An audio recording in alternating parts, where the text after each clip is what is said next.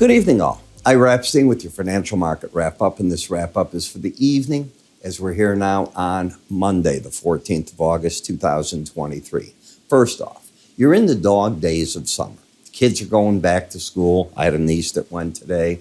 I had a nephew that leaves for college next week. Had everybody over for a big barbecue last night to say goodbye, enjoy school, blah, blah. And when I look at what the markets are doing, we're going to get retail sales this week. Now, not just the Red Book group that we'll look at in futures, but you're about to get Ross, TJ Maxx, Walmart.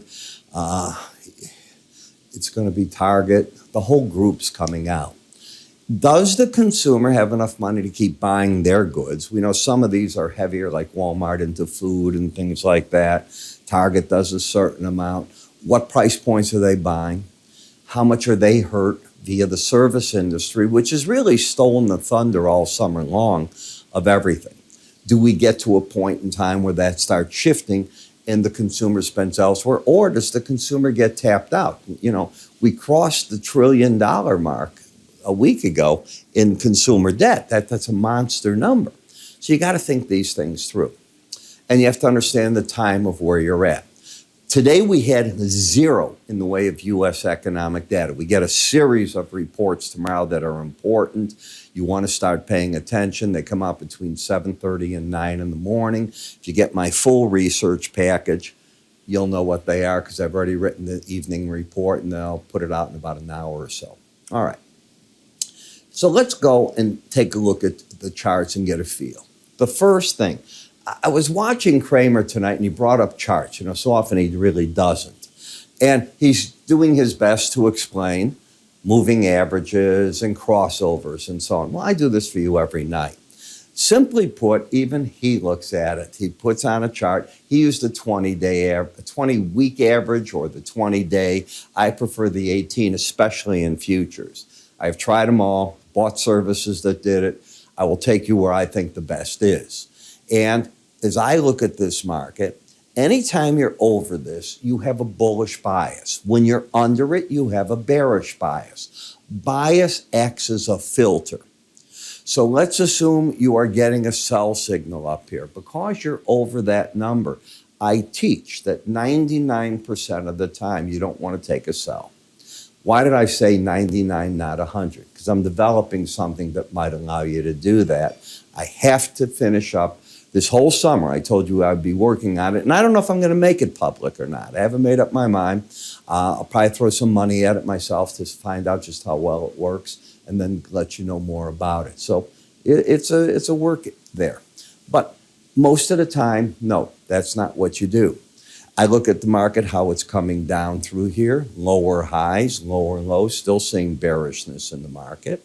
I look at the market in the sense of lower highs, lower lows, and the dailies under the 18-day average. I'm not trying to pick a bottom there. If anything, I'm in the bear camp, right? So I'm looking to see, it hit the Bollinger Band, and each time it's bouncing away. What about momentum? Oversold. So do I have an interest in being short? Oversold market tells me that professional money's running away. They've covered shorts, or they're covering shorts, or whatever, against that the lower Bollinger Band, and while the trend is down and the bias down, that keeps me away. In other words, you don't have to play. You might want to, I don't. Same thing going here. Now, this is a real interesting chart tonight. Let's take off Tuesday and go to Monday. Both numbers are under 20. Both numbers are under 20. Both are under 20. 3 days in a row. Not there. So you had an embedded reading as of coming into Monday evening trade for Tuesday trades. Does that make sense? Remember, we open at 5 o'clock at night futures. That's PM Central Time. So that's for the Tuesday trade. And lo and behold, as soon as the market opens, you're losing the reading. So it tells me that like a rubber band pulled out on the bear side, it doesn't want to stay that way, and boom, let go. The arrow goes flying. Maybe this market has to get back to the 18-day average in order to regroup itself. When I look at the macro Dow, it never did embed. I told you as the bands were narrowing in, I started saying this up here. I said it's going to become untradeable. You think that's a tradable market? I mean, you probably do. I don't. When I look at the Russell, oversold, hitting the bands, never did embed like we just saw that happen in the S&P. Just oversold, still a downtrend. Would I tell you to deploy money in an oversold market? The answer is no. As much as I'm in the bear camp, no, keeps me away from it. Then the bonds and notes. As I've said, the marketplace is doing the Fed's job. The Fed doesn't have to do anything till September 20th, almost 5 weeks away.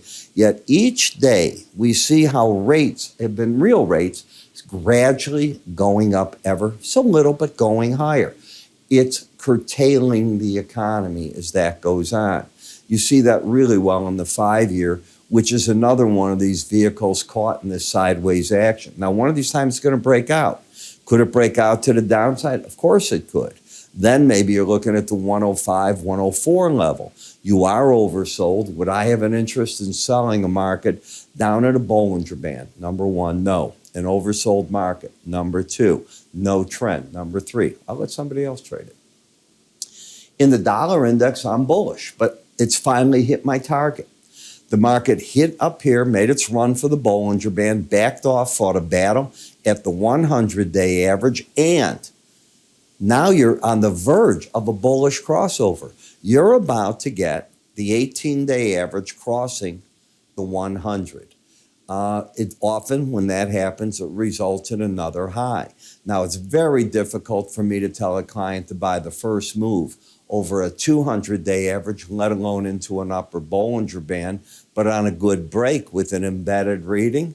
Yeah, if one comes after all these reports tomorrow, you got to be there with your hands waiting and going until that red line closes under 79 on a break. Maybe you get very interested in the market. Conversely, you're oversold into the lower band and now approaching the 200-day average in the euro. This is an area that the pros are covering shorts, not adding to short positions, in my opinion. I remain in the bear camp in the pound. It's not giving me the setup I wanted. I think I told you last week how bearish I am. And here's the market knocking on the door of the 126 area. Now, it's spooky here because 126.22 is the lower Bollinger Band. 126.23 is the 100-day average. They're right under the market, as you can see, about 60 points lower. Hard place to want to get short, and there's no reason on rallies yet to sell as you're oversold. I'm locked out of a lot of these markets. I think you're going to just drift around for a bit in the Bitcoin arena. I think the market's waiting to see if the SEC eventually does anything and allows some of these ETFs to become listed or not. But until then, look, you've just taken everything out of the market. The trend is down.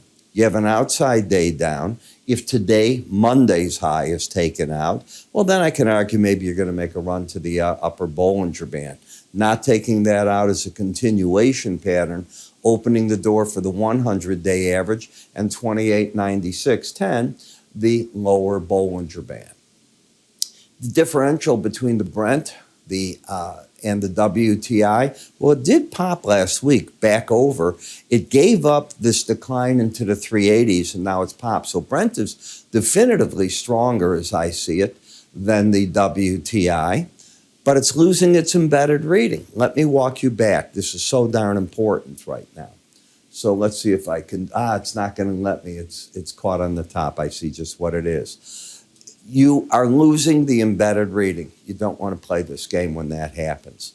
You walk away because the odds favor price is going to go back towards the 18-day average. Why? Well, if China's slowing down this much and they're buying so much of the world oil, maybe that's part of it. I don't know.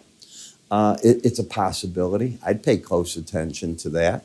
So we'll see. All I care about is when you lose that momentum, unless you gain it right back immediately, run. Don't walk away from that. Same thing happened in WTI. I don't think this one will let me do it. That one will, just the way that it worked. Let me walk you to this and show you. This is an embedded reading.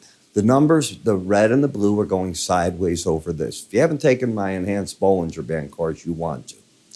Now you lose it with a reading back under, 79.